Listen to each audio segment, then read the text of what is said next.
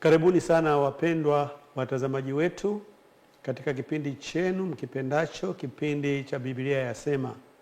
Biblia Yasema ni kipindi kinachopokea maswali kutoka kwa watazamaji wetu, nasi tunayachambua na kuyatafutia majibu kutoka kwenye Biblia. Leo tena tumepokea maswali kadhaa kutoka kwa watazamaji wetu ambayo hivi punde tutakwenda kuyajibu. Mimi ni mtumishi wako mchungaji Steven Leta, ambaye nipo na msomaji wangu dada Miliana. Tunakwenda kuwahudumia katika kipindi hiki, na kabla hatujaanza kipindi hicho, hebu tupate kuomba. Baba yetu mwema wa mbinguni, tunakushukuru sana kwa fursa hii ya pekee ambayo umetupatia. Tunahitaji uongozi wako katika kipindi chetu, ili yale tunayokwenda kuyafanya, yale tunayokwenda kuyaongea yakawe msaada kwa mtazamaji wetu katika kumsaidia kufanya uamuzi wa kuchagua wewe kuwa Bwana na Mwokozi wa maisha yake. Ndivyo tunavyoomba katika jina la Yesu Kristo. Amina. Amina. Basi tupate swali letu la kwanza. Asante Pastor. Swali nasema, Sabato inapatikana wapi katika Biblia? Huyu ametaka kujua Sabato inapatikana wapi katika Biblia. Tunajibu kama ifuatavyo. Sabato inapatikana mara nyingi sana katika Biblia. Kimsingi Sabato imetajwa mara 145 katika Biblia nzima, na katika hizo mara 89 imetajwa katika Agano la Kale na mara 56 imetajwa katika Agano Jipya. Na mara ya kwanza kabisa Sabato kutajwa kwenye Biblia ni katika sura ya kwanza ya kitabu cha Mwanzo. Tunasoma katika kitabu cha Mwanzo sura ya pili fungu la kwanza hadi la 3. Biblia inasema, basi mbingu na nchi zikamalizika na jeshi lake lote, na siku ya saba Mungu alimaliza kazi yake yote aliyoifanya, akastarehe siku ya saba, akaacha kufanya kazi yake yote aliyoifanya. Mungu akaibarikia siku ya saba, akaitakasa, kwa sababu katika siku hiyo Mungu alistarehe, akaacha kufanya kazi yake yote aliyoiumba na kuifanya. Umesikia ikitajwa hapo siku ya saba, siku ya saba, siku ya saba. Katika hilo fungu, ingawa neno Sabato halijatajwa, maelezo yanayopatikana mahali pengine katika Biblia yanathibitisha kwamba hiyo siku ya saba ambayo imetajwa kwenye hilo fungu tulotoka kulisoma, hiyo siku ya saba ambayo Mungu alipumzika kwenye mwisho wa juma la uumbaji, ilikuwa ni siku ya Sabato. Ni wapi pengine tunapopata maelezo yanayotuthibitishia kwamba ile siku ya saba iliyokuwa ikitajwa katika kitabu cha Mwanzo sura ya pili fungu la kwanza hadi la 3 ilikuwa inazungumzia Sabato? Ni katika kitabu cha Kutoka 20 fungu la 8 hadi 11. Biblia inasema, ikumbuke siku ya Sabato uitakase. Siku 6 fanya kazi, utende mambo yako yote, lakini siku ya saba ni Sabato ya Bwana Mungu wako. Siku hiyo usifanye kazi yoyote, wewe wala mwana wako wala binti yako wala mtumwa wako wala mjakazi wako wala mnyama wako wa kufuga wala mgeni aliye ndani ya malango yako. Maana kwa siku 6 Bwana alifanya mbingu na nchi na bahari na vyote vilivyomo, akastarehe siku ya saba. Kwa hiyo Bwana akaibarikia siku ya Sabato, akaitakasa. Kwa hiyo ile siku ya saba ambayo Mungu katika kitabu cha Mwanzo sura ya pili fungu la kwanza hadi la 3 amekuwa akiitaja kwamba ilikuwa ni siku aliyopumzika baada ya kukamilisha uumbaji wake. Unapokuja katika kitabu cha Kutoka sura ya 20 fungu la 8 hadi 11, inakuambia hiyo siku ya saba ni siku ya Sabato. Kwa hiyo kwa kuwa umetaka kujua Biblia imetaja Sabato mara ngapi, nimekueleza imetajwa mara nyingi katika Agano la Kale na katika Agano Jipya, lakini mara ya kwanza imetajwa katika hiyo sura ya pili ya kitabu cha Mwanzo, fungu la kwanza hadi la 3. Na hata hivyo Sabato imetajwa tena katika maagano ambayo Mungu alifanya na Waisraeli. Mungu katika historia amefanya maagano kadha wa kadha na taifa la Israeli ya zamani, na kwa kuwa wakati Mungu anaweka hayo maagano na taifa la Israeli, kulikuwa na miungu mingine iliyokuwa inaaminiwa na mataifa yaliyokuwa yanawazunguka Waisraeli, mataifa yaliyokuwa jirani zao. Kwa hiyo Mungu katika kujitambulisha kwa Waisraeli alijitofautisha na hiyo miungu kwa kutaja sifa yake ya uumbaji wakati alipokuwa anahitaja amri ya 4. Katika ile amri ya 4 ambayo tumetoka kuisoma, Mungu anatambulishwa pale, lakini anatambulishwa kama Mungu muumbaji mwenye uwezo wa kuumba. Katika kitabu cha Kutoka tena 31 fungu la 13, Biblia inasema, kisha nena wewe na wana wa Israeli na kuwaambia, hakika mtazishika sabato zangu, kwa kuwa ni ishara kati ya mimi na ninyi katika vizazi vyenu vyote, ili mpate kujua kuwa mimi ndiye Bwana niwatakasaye ninyi. Kwa hiyo Mungu alijitanabaisha kwamba ndiye aliyeumba mbingu na nchi na ndiye muumbaji, na namna mojawapo ya kulitambua jambo hilo na kukiri hasa kwa viumbe ambao pamoja na sisi wanadamu ni kupumzika hiyo siku ya 7 ambayo yeye pia alipumzika. Alikuwa na siku 6 zilizojaa shughuli nyingi kabisa, lakini siku ya 7 hapakuwa na shughuli yoyote. Alikuwa amepumzika, alikuwa amestarehe, na lengo lake ni kutaka sisi wanadamu tutakao kuja baadaye tusisahau tukio hilo la uumbaji, ya kwamba dunia hii pamoja na ukubwa wake wote ilitumika tu siku 6 kuiumba, na katika hiyo siku ya 7 Mungu alitamani viumbe wote waweze kupumzika, waweze kutafakari jambo hilo kubwa sana la kiupekee ambalo Mungu amewatendea kwa kuwaumba. Lakini pia siku hiyo ya 7 Mungu alikusudia itumike kukumbuka tukio kubwa sana la ukombozi. Katika fungu ambalo tumetoka kulisoma hapo, Biblia imesema kwamba mpate kujua kwamba mimi ndimi Bwana niwatakasaye ninyi.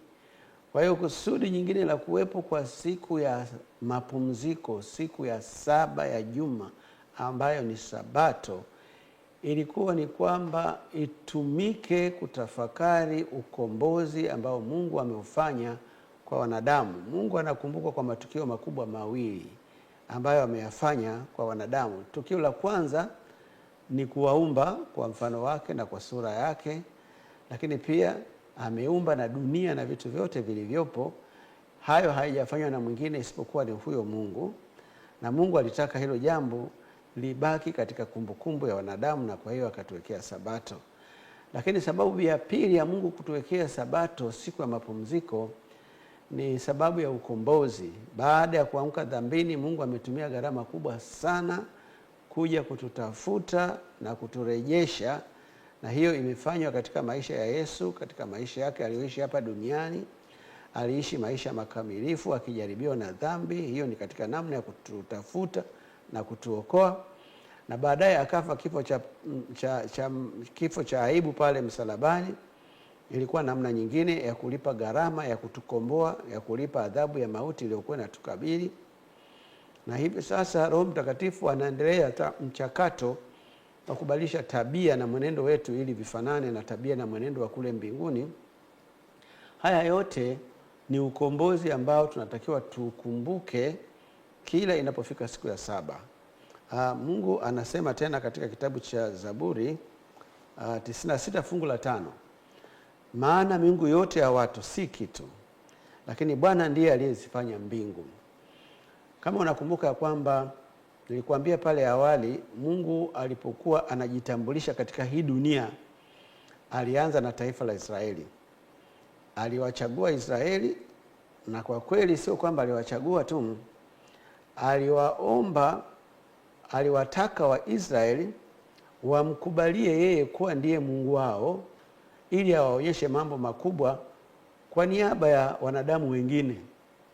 Kumbuka kwamba Mungu alikusudia kulifanya Israeli kuwa shamba darasa. Ikiwa watamkubali, basi awatendee mambo ambayo wenzao katika mataifa mengine ya kipagani wanaoamini miungu mingine kando ya huyu Mungu wa Israeli hawatendewi na hao miungu wao. Mungu hakuja duniani katika namna ya kulazimisha kwamba wanadamu wamkubali yeye kwamba ndiye Mungu aliyeumba mbingu na nchi. La, Mungu alikuja akauza sera. Akauza sera kwa taifa la Israeli, na moja sera yake ni hiyo ya kwamba anawaambia kwamba mimi ndiye Mungu mwenye uwezo wa kuumba, tofauti na hawa miungu wengine ambao mataifa jirani wamekuwa wakiwaamini na wakiwaabudu. Katika kitabu cha Yeremia sura ya 10 fungu la 11, Biblia inasema, mtawaambia hivi, miungu hiyo isiyofanya mbingu na nchi, hiyo itaangamia katika nchi, nayo itatoweka chini ya mbingu.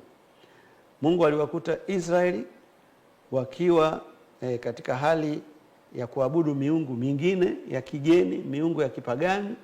Kumbuka kwamba taifa la Israeli limetokana na Ibrahimu ambaye aliitwa kutoka Uru ya Wakaldayo akiwa mpagani kabisa asiyemjua Mungu aliyeumba mbingu na nchi, na Mungu akajitambulisha kwake Ibrahimu na kwa wazao wake ambao ndio taifa la Israeli, akiwajulisha kwamba yeye ndiye Mungu aliye tofauti kabisa na miungu wengine wote, kwa sababu yeye aliumba mbingu na nchi, lakini yeye pia ndiye aliyetuumba sisi wanadamu, lakini pia yeye ndiye aliyetukomboa, ndiye anayeshughulikia mpango wa kutukomboa.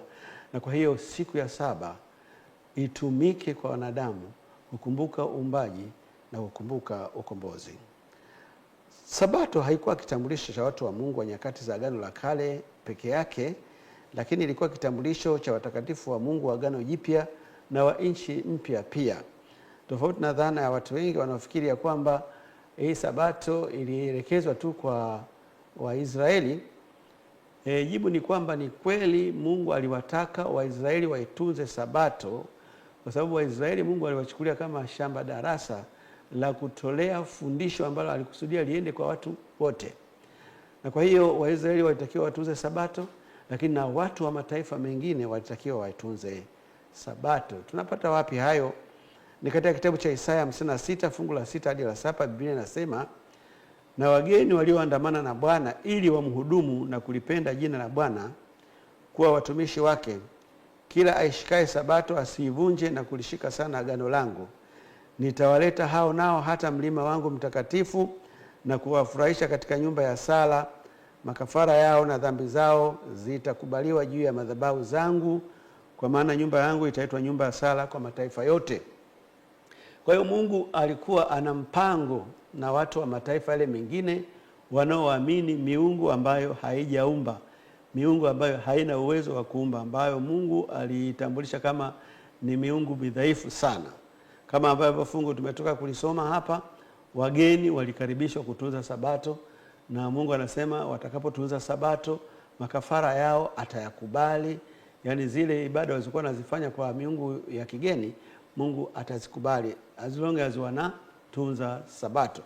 Kwa hiyo Sabato kimsingi haikuwa imewalenga Waisraeli peke yake. Sabato ilikuwa imelenga wanadamu wote, na ushahidi ni hilo fungu tulilotoka kulisoma. Fungu hilo linafuta ile dhana kuwa Sabato iliwahusu Wayahudi peke yake, na habari njema ni kwamba Yesu alipohojiwa kuhusu ni watu gani wanatakiwa waitunze Sabato, jibu lake lilionyesha dhahiri ya kwamba Sabato haikuwahusu Wayahudi peke yake au Waisraeli peke yake, bali iliwahusu wanadamu wote. Katika kitabu cha Luka 6 fungu la 5, Biblia inasema, akawaambia, mwana wa Adamu ndiye Bwana wa Sabato. Katika kitabu cha Marko 2 fungu la 27, Biblia inasema, akawaambia, Sabato ilifanyika kwa ajili ya mwanadamu, si mwanadamu kwa ajili ya Sabato. Kwa hiyo maelezo ya hili fungu la Marko 2:27 linathibitisha ya kwamba Sabato haikuwahusu Wayahudi au Waisraeli peke yake, bali Sabato iliwahusu wanadamu wote. Siwezi kukutajia mafungu yote yanayotaja Sabato kama ulivyokuwa umeomba, ila nimekuambia yako mafungu mengi tu. Utakachotakiwa ni kwamba uchukue muda wako uyapitie yote, na namna mzuri tu ni rahisi kabisa. Kama unayo Biblia katika simu yako inayokupa option ya kutafuta mafungu, unaandika tu neno Sabato, itakuonyesha imetokea mara ngapi kwenye Agano la Kale, imetokea mara ngapi katika Agano Jipya, na utayapitia hayo mafungu yote ili kuona hayo mafungu yanazungumza nini juu ya Sabato. Na labda nikupe tu wazo moja ambalo watu wengine wamekuwa wakitatanika nalo. Moja ya mambo wanaotatanika nayo watu juu ya Sabato ni kwamba Sabato inahusu wanadamu wote. Tumelifafanua, inahusu wanadamu wote. Lakini la pili, wanatatanika kwamba hivi Sabato hasa ni siku gani? Tunajua ni siku ya 7 ya juma, lakini siku ya 7 ya juma ni ipi? Kwa sababu leo kuna mtataniko, kuna wanaodhani kwamba Jumamosi ni siku ya kwanza kutokana na hilo neno mosi, na kwa hiyo siku ya 7 itakuwa Ijumaa. Na kuna wanaodhani kwamba hapana, siku ya 7 itakuwa Jumapili, kwa sababu watu wengi wanaonekana kusali siku ya Jumapili na kufanya ibada zao siku za Jumapili. Lakini pia kuna wanaohisi kwamba itakuwa Jumamosi, kwa sababu pia kunaonekana watu fulani wanaoabudu siku ya Jumamosi, wanaosali siku ya Jumamosi. Na sasa siku ya 7 ya juma ni ipi hasa? Ili kujua siku ya kwanza au ya 7 ni ipi, tunaenda kwenye tukio la kifo cha Yesu Kristo. Kifo cha Yesu Kristo kinatambulishwa katika Biblia kama kilitokea siku ya 6 ya juma, ambayo inatambulika pia katika Biblia hiyo hiyo kama siku ya maandalio ya Sabato.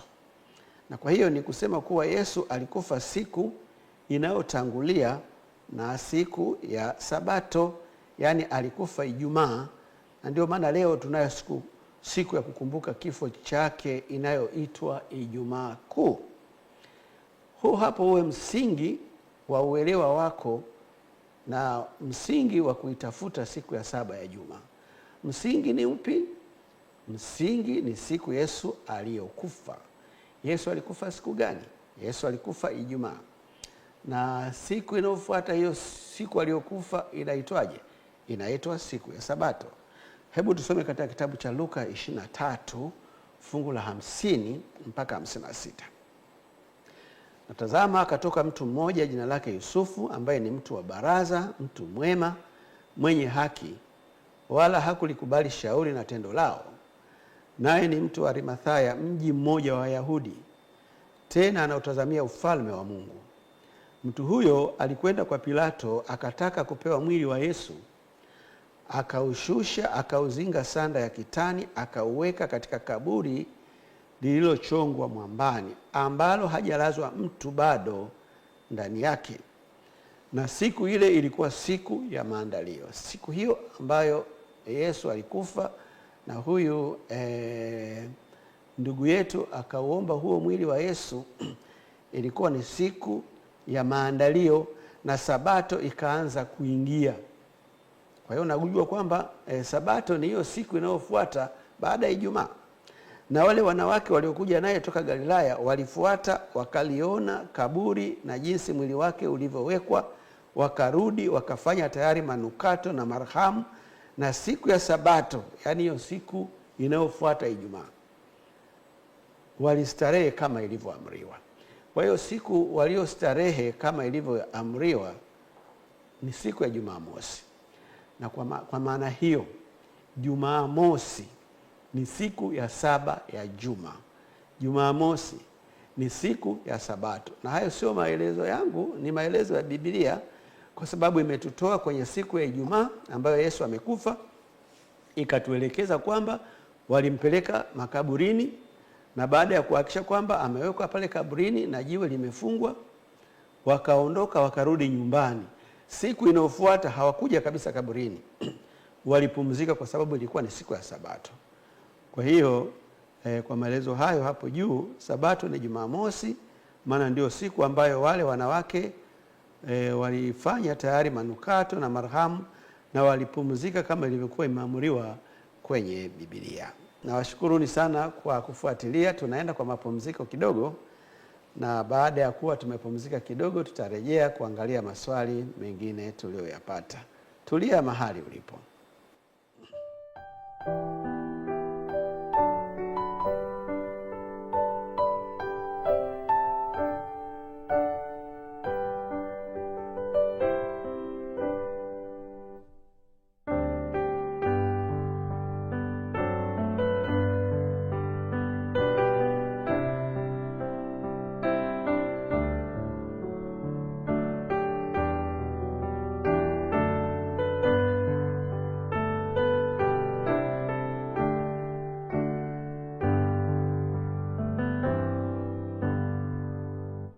Asanteni, tumerejea tena baada ya mapumziko. Tunaenda kuangalia swali linalofuata. Karibu. Neno Sabato linamaanisha nini katika lugha ya Kiebrania? Naam, huyu ametaka kujua Sabato inamaanisha nini kwenye lugha ya Kiebrania. Najibu kama ifuatavyo. Biblia kabla haijatafsiriwa katika lugha tunazozitumia leo, lugha yake ya awali kabisa ilikuwa ni Kiebrania na Kiunani. Na maeneo fulani hasa kitabu cha Danieli kiliandikwa pia kwa Kiharamani. Na Biblia ya Agano la Kale yenyewe iliandikwa kwa Kiebrania, wakati ile Biblia ya Agano Jipya iliandikwa kwa Kiunani. Mara nyingi tunapopata utata wowote wa neno fulani tumekutana nalo, tunaondoa huo utata kwa kwenda kuangalia lugha ya asili, lugha ya awali ambayo iliandikiwa. Na hiyo ndio faida ya kujifunza lugha hizo, ama kwenda kuangalia lugha ya awali ilikuwa imetoa tafsiri gani. Kwa kuwa umetaka kujua maana ya Sabato kwa lugha ya Kiebrania, na kujibu kama ifuatavyo. Neno Sabato kwa Kiebrania linaandikwa hapa, kuna namna ilivyoandikwa. Unajua maandishi ya Kiebrania ni tofauti na haya ya kwetu, lakini hicho kitu kilichoandikwa hapo kinachomaanisha Sabato kwa lugha ya Kiebrania inatamkwa Shabbat. Neno hilo Shabati ni kitenzi chenye maana ya acha au pumzika. Kwa hiyo unaposikia Sabato maana yake ni pumzika au acha kufanya kazi. Neno hilo hilo linatumika kutambulisha siku ya sita ya juma ambayo ni siku ya kupumzika na ya kuacha kufanya kazi kama ilivyoamriwa na Mungu. Kwa hiyo unaposikia Sabato, siku ya Sabato, maana yake ni kwamba inatumia neno hilo Shabbat, kwamba siku ya kuacha kufanya kazi, siku ya kupumzika. Unaweza kutumia neno lolote katika hayo mawili, itakuwa ni sawa tu. Katika kitabu cha Luka 23 fungu la 56 Biblia inasema, wakarudi wakafanya tayari manukato na marhamu, na siku ya Sabato walistarehe kama ilivyoamriwa. Kwa hiyo kustarehe, hiyo ndio Shabati. Kwa hiyo ni siku ambayo watu wanastarehe, ni siku ambayo watu wanapumzika, siku ambayo watu wanaacha kufanya kazi. Shabati inahusisha amri mbili zinazohusiana. Kumbuka, ambayo maana yake ni zakor, hicho ni Kiebrania, na shamor ambayo ni kuzingatia. Kwa hiyo ni siku ambayo unapumzika au unakumbuka alafu unazingatia kupumzika. Kwa hiyo kwa lugha ya Kiebrania neno Sabato linahusu kukumbuka na kuzingatia kuacha kufanya kazi uliokuwa unafanya kila unapofikia siku ya saba ya juma, na hivyo unatakiwa kupumzika ili kutoa nafasi ya kuwa na muda wa kutosha na Mungu aliyekuumba.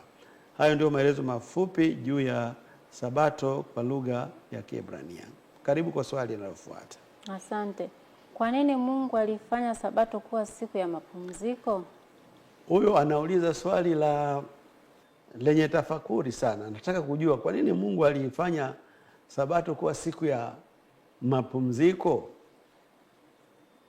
Okay. Jibu lake ni kama ifuatavyo. Sabato kama tafsiri ya jina lenyewe ilivyo, ni kuacha kufanya kazi na kupumzika ili kupisha mahusiano fulani ya karibu zaidi kati ya mwanadamu na Mungu. Kwa hiyo Mungu kimsingi alitamani kuwa na muda mzuri na mwanadamu, angalau siku moja kati ya zile siku saba za juma.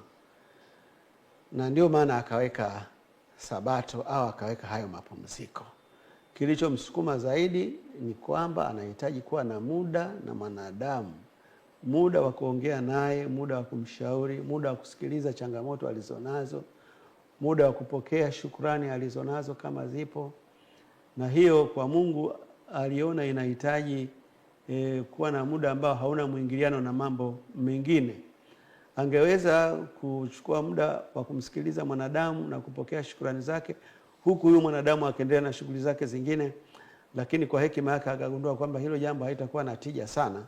Kwa hiyo akatoa amri, na inapotolewa amri ni kutii tu, kwamba mwanadamu asifanye kazi yoyote siku hiyo, awe na muda na Mungu wake.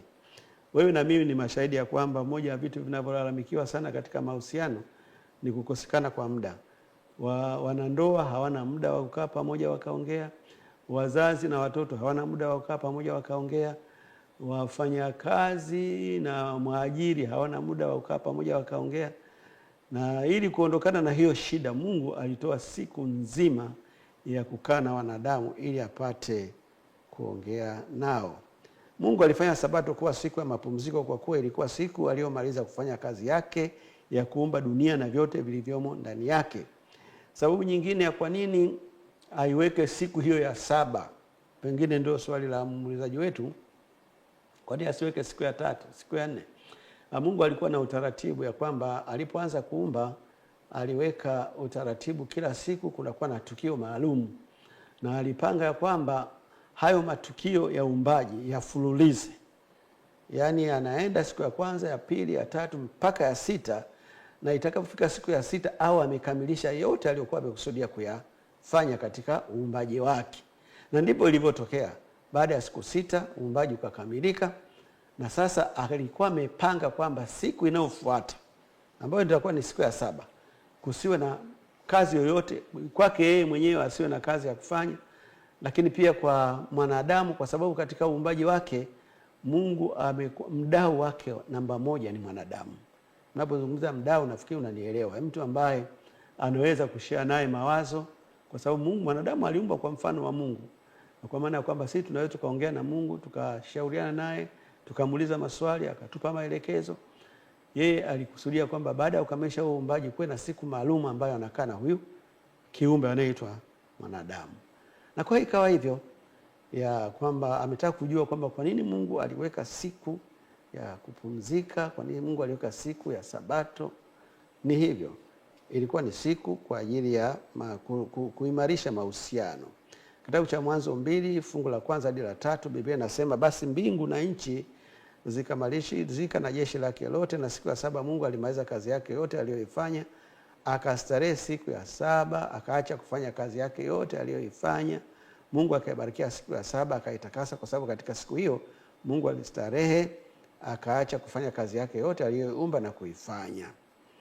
Sasa unagundua ya kwamba Biblia inatuambia Mungu alifanya kazi kwa siku 6. Lakini Biblia hiyo tena nakwambia na siku ya saba kuna kitu alichokifanya, yaani kukamilisha uumbaji wake. Kuna kitu alikifanya siku ya saba, na hicho kitu ni kuweka ibada.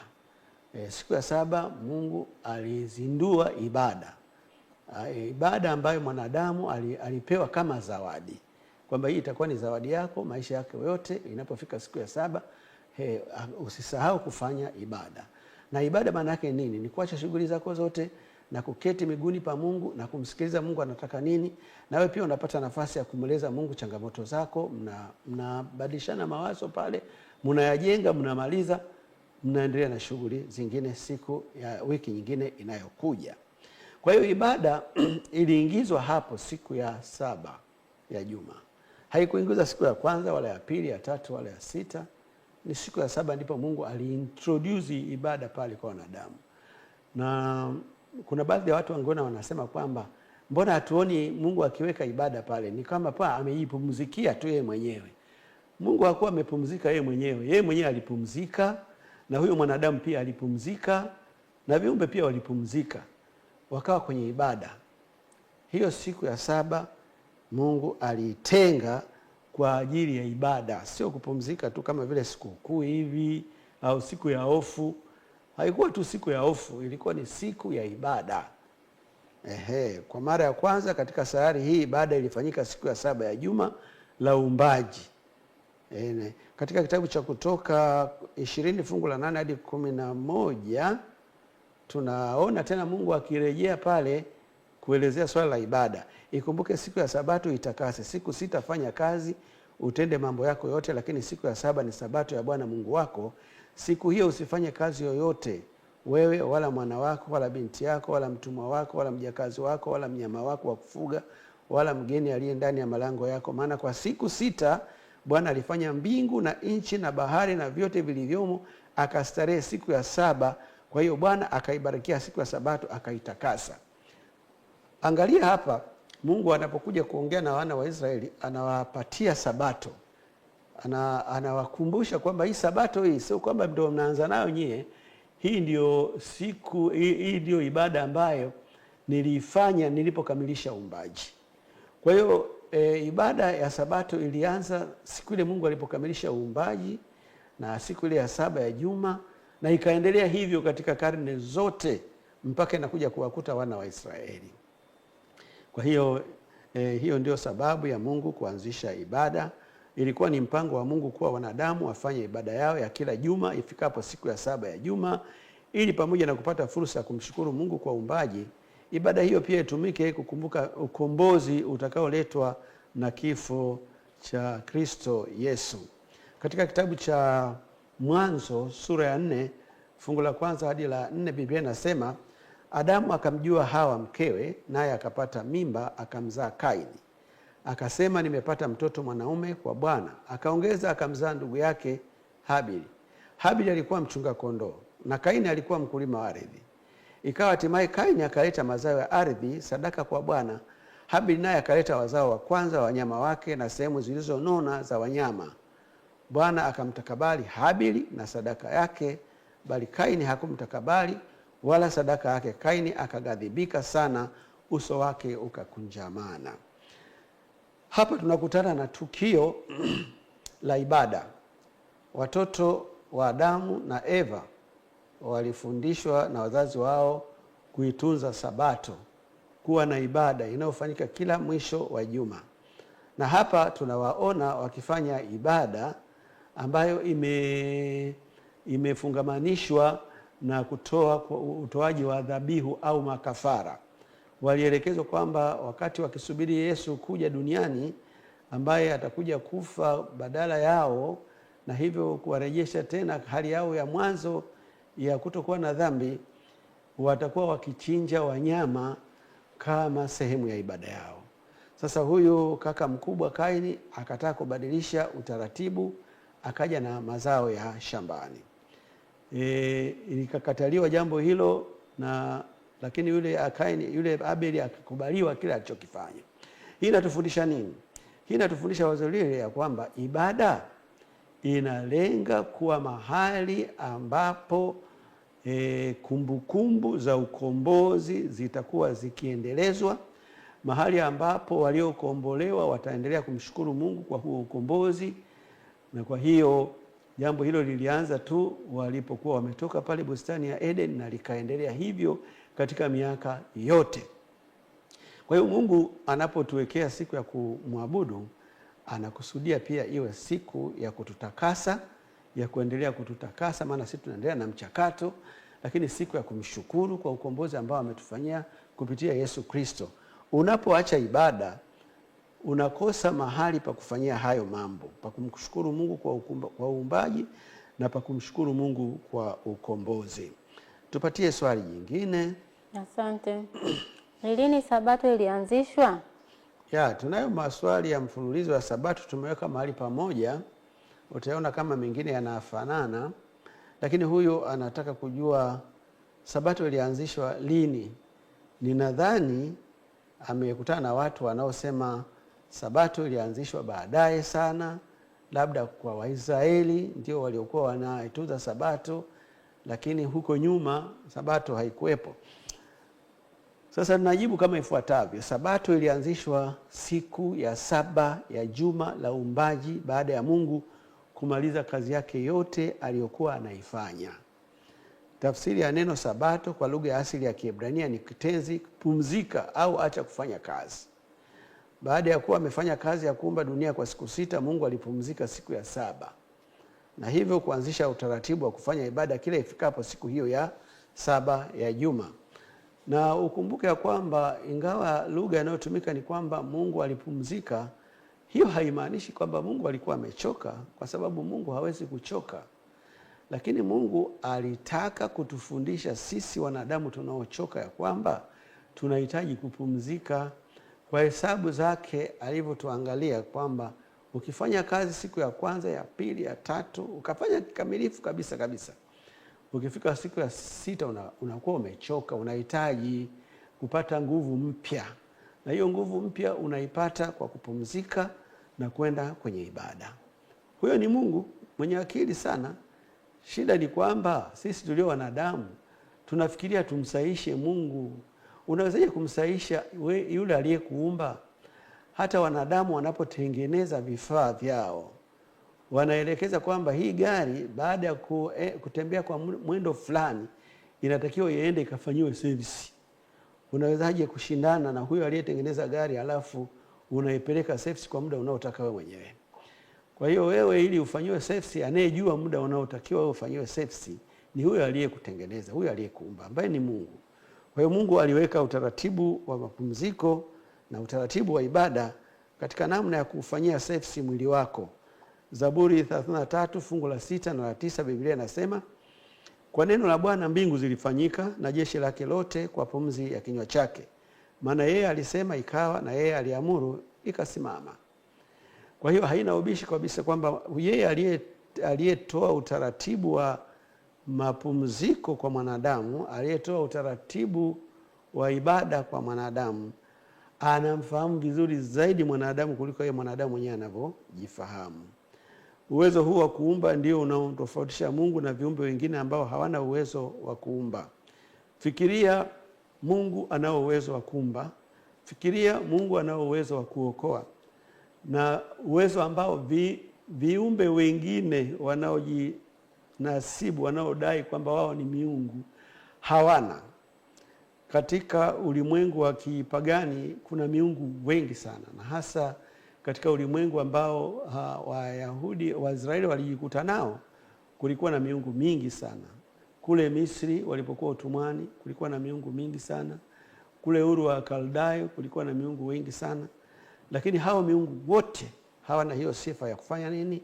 Sifa ya kuumba. Katika Zaburi 96 fungu la 5, Biblia inasema, maana miungu yote ya watu si kitu, lakini Bwana ndiye aliyezifanya mbingu.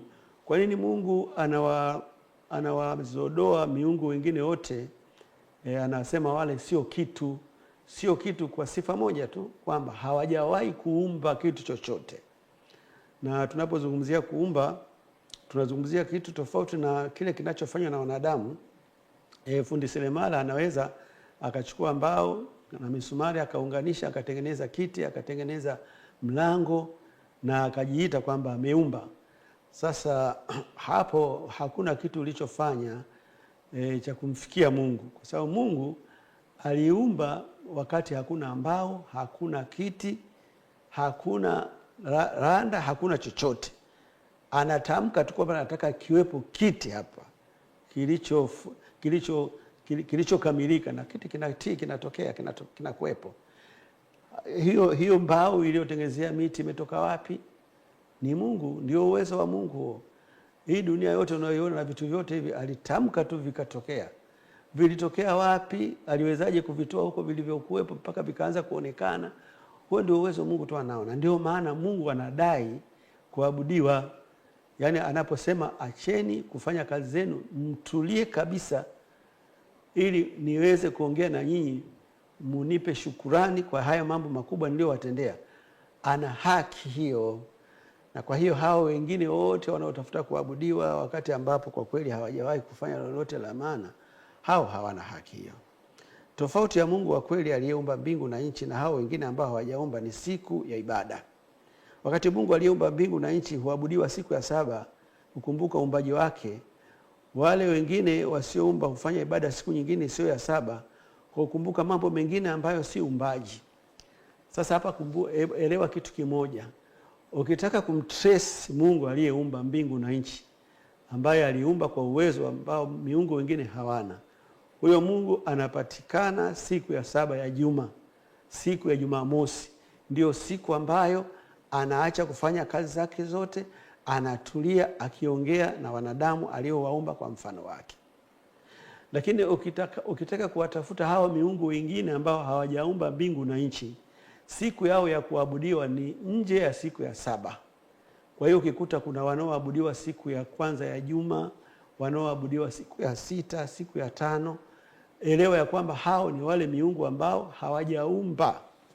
Kwa sababu walioumba, Mungu aliyeumba mbingu na nchi ana siku aliyoipanga yeye, na hiyo siku ni siku ya saba ya juma, ambayo kwa maelezo tuliyoyatoa hapa ni siku ya Jumamosi.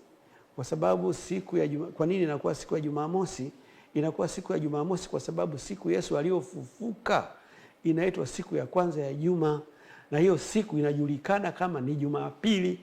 Hakuna wakati wote watu wamefanya Pasaka tofauti na Jumapili. Wanafanya Pasaka Jumapili, alafu kuna kuwepo na Pasaka ya pili ambayo inafanyika siku ya Jumatatu inayofuata. Lakini siku ya Jumapili ndio siku hasa Yesu aliyofufuka, na siku ya Ijumaa ndio siku hasa Yesu aliyokufa, na siku ya Jumamosi ndio siku ambayo wale wanawake walienda kaburini wakauona ule mwili, lakini hawakufanya chochote, maana ilikuwa ni siku ya Sabato, wakapumzika kama ilivyoamriwa. Kwa hiyo ukitaka kumtambua Mungu aliyeumba mbingu na nchi, lini anaabudiwa? Ni siku ya saba ya juma. Ila wale miungu wengine wale wasio na sifa ya kuumba wale unaweza kukuta wanaabudiwa Jumapili ambayo siku ya kwanza ya juma, wanaabudiwa Ijumaa siku ambayo ni ya sita ya juma, na Jumatano na siku zingine zozote. Kwa hiyo ni muhimu sana kuangalia ni lini unaenda kuabudu. Watu wengi wanasema siku ni nini? Siku ndio inamtambulisha Mungu mwenye sifa gani anayeabudiwa katika siku hiyo. Katika Ufunuo 13 fungu la 12 hadi 15 Biblia inasema, naye atumia uwezo wote wa mnyama yule wa kwanza mbele yake, naye aifanya dunia na wote wakao ndani yake wamsujudie mnyama wa kwanza ambaye jeraha lake la mauti lilipona. Naye afanya ishara kubwa, hata kufanya moto kushuka kutoka mbinguni uje juu ya nchi mbele ya wanadamu.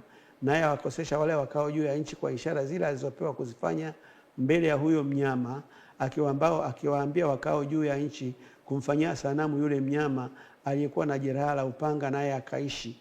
Akapewa kutia pumzi katika ile sanamu ya mnyama, hata ile sanamu ya mnyama inene, na kuwafanya hao wote wasiosujudu sanamu ya mnyama wauawe. Katika siku sasa unaona ya kwamba huko tunakoelekea katika siku za usoni kuna jitihada zitakazofanyika ili watu wamwabudu Mungu ambaye hajaumba mbingu na nchi, abudiwe katika siku ambayo wanadamu wenyewe wamechagua, wakishirikiana na huyo Mungu. Lakini wala sio siku ya Jumamosi, ni siku nyingine tu, siku ya Jumapili. Na hii ibada ya kulazimisha wanadamu itakapotokea, utambue ya kwamba huyo sio Mungu wa kweli, kwa sababu Mungu wa kweli halazimishi, lakini Mungu wa kweli pia anaabudiwa siku ya saba ya juma. Katika kitabu cha Yohana 4 fungu la 23 Biblia inasema, lakini saa inakuja, nayo saa ipo, ambayo waabudu halisi watamwabudu Mungu katika roho na kweli, kwa maana Baba anawatafuta watu kama hao wamwabudu. Umeona, tuna haja ya kubadilika sasa hivi. Unaposikia haya maelezo ninayoyatoa, ambayo sio mimi ninayotoa, natoa kwenye Biblia, ya kwamba Mungu anayo siku moja ya kumwabudu, na hiyo siku ameichagua yeye mwenyewe. Mungu hachaguliwi siku ya kuabudiwa, anachagua mwenyewe. Na ikiwa huabudu katika hiyo siku, wewe ina maana unatambulika kwamba humtambui aliyeumba mbingu na nchi. Na Mungu anasema anawatafuta watu hao watakao mtambua. Na inawezekana ikawa wewe ndio katika hao watu ambao Mungu anawatafuta. Hujachelewa, fanya maamuzi sasa. Mwabudu Mungu katika siku aliyoichagua yeye mwenyewe. Tunaenda kwa mapumziko, na baada ya mapumziko hayo tutarejea tena kwa kuangalia maswali machache yaliyobakia.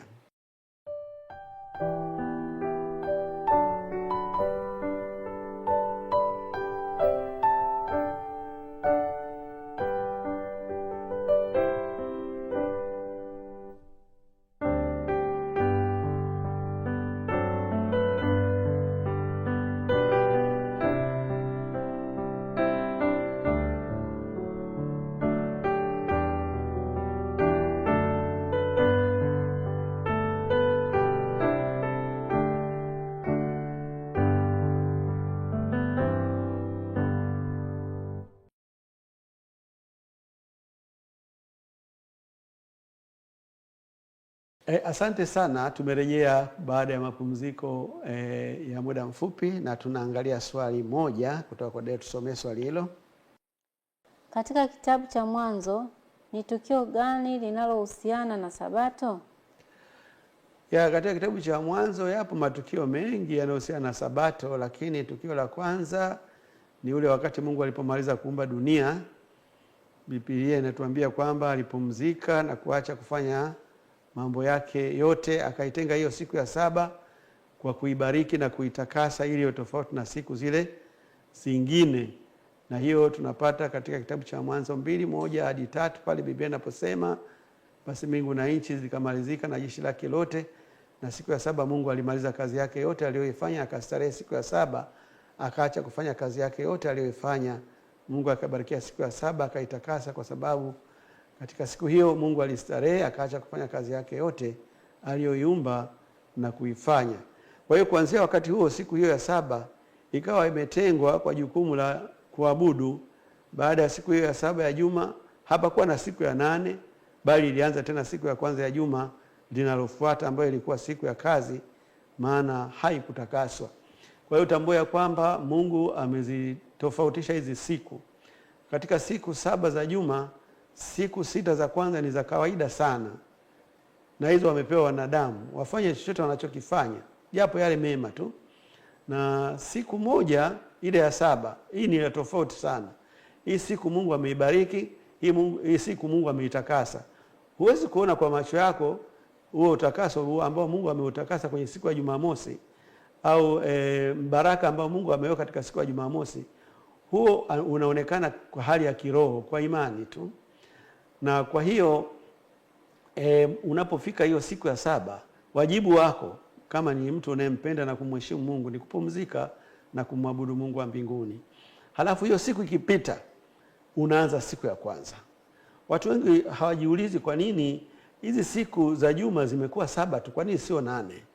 Ni 8 kwa sababu Mungu anapofika siku ya 7 anaanza tena moja. Yaani shughuli zote za mwanadamu zinahitimishwa na siku ya 7 ya ibada. Sasa ni jambo la kushangaza sana ikiwa katika mfumo wako wa maisha wewe unafanya kazi siku ya kwanza mpaka ya 7. Halafu unarudi tena siku ya kwanza unafanya tena mpaka ya 7. Unakuwa na siku gani wewe ya kumwabudu Mungu? Huo sio utaratibu ambao Mungu alikuwa ametuwekea. Kwa hiyo siku ambayo Mungu ameiweka ya kupumzika ni hiyo. Mungu ana utaratibu wa kuabudiwa katika siku aliyoitenga kwa kusudi hilo tu. Katika Isaya 66 fungu la 23 Biblia inasema, na itakuwa mwezi mpya hata mwezi mpya, na sabato hata sabato, wanadamu wote watakuja kuabudu mbele zangu, asema Bwana. Hili swala la kuwa na siku ya 7 ambayo ni maalumu, iliyotengwa, iliyobarikiwa, iliyotakaswa, ni swala la kudumu, wala Mungu hana mpango wa kulibadilisha. Unaona hapo kwamba katika nchi mpya bado huo utaratibu utaendelea. Kwa hiyo acha kujizima data kwamba kwa hiyo sasa hivi Mungu hahangaiki na hilo jambo tena, ilikuwa ni kwa wana wa Israeli na sisi ni agano jipya, tumempokea Kristo. Hiyo unajidanganya, kwa sababu katika nchi mpya na mbingu mpya bado wanadamu wote kwa maana ya wote kabisa, pamoja na wewe, watakuja kuabudu mbele zake siku ya Sabato. Kwa hiyo ni utaratibu wa kudumu ambao Mungu hana mpango wa kubadilisha. Wanadamu hajapewa uwezo wa kumchagulia Mungu siku ya kuabudiwa. Moja ya makosa makubwa yaliyofanyika katika kizazi chetu ni kwamba watu wamediriki kujichagulia siku ya kumwabudu Mungu. Yaani wameketi wakasema hii hapa ndio itakuwa siku ya kumwabudu Mungu. Mungu hawezi kuchaguliwa siku ya kuabudiwa. siku ya Mungu kuabudiwa anachagua yeye mwenyewe. Yeye mwenyewe anaichagua hiyo siku, yeye mwenyewe anaitakasa hiyo siku, yeye mwenyewe anaibariki hiyo siku. Lakini kumekuwepo na majaribio ya ajabu kabisa ambapo wanadamu wamejichagulia siku, wakaibariki wao wenyewe, wakaitakasa wao wenyewe. Huo ni mgogoro mkubwa sana, na Mungu ana ugomvi na wanadamu juu ya jambo hilo. Na wewe kama ni miongoni mwa wale wamekengeuka wakawa na siku tofauti ya kumwabudu Mwenyezi Mungu, bado unayo nafasi ya kubadilisha. Ninapoelekea mwisho wa kipindi chetu, ni kushukuru sana wewe ambaye umekuwa pamoja nami tangu mwanzo wa kipindi hiki mpaka tunapohitimisha. Ninaamini ya kwamba majibu tuliyoyatoa yamekusaidia na yatakusaidia pia katika kufanya maamuzi ya kumchagua Mungu ili hatimaye ukapate kuokolewa. Tutaenda kuomba, na ikiwa una changamoto yoyote na ikiwa unatamani kuanza kuitunza Sabato kwa mara ya kwanza, wakati nikiomba wewe utainua mkono mahali ulipo, ushahidi kwa Mungu ya kwamba umemkubali na kumpokea. Hebu tuombe. Baba yetu mwema wa mbinguni, na kushukuru kwa ajili ya kipindi hiki. Tumehitimisha kipindi hiki ambacho tumejadili kwa upana sana juu ya ibada ambayo ulitupatia sio wanadamu kama zawadi. Saidie mtazamaji wangu na msikilizaji wangu kuheshimu hiyo siku ambayo wewe ulichagua, ukaibariki, ukaitakasa, ili na yeye apate muda wa kupumzika miguuni pako, apate nafasi ya kukushukuru kwa mema unayomtendea, lakini pia apate nafasi ya kueleza changamoto alizonazo. Asante kwa sababu naamini utafanya hivyo. Tunaomba na kushukuru katika jina la Yesu Kristo. Amina. Amina.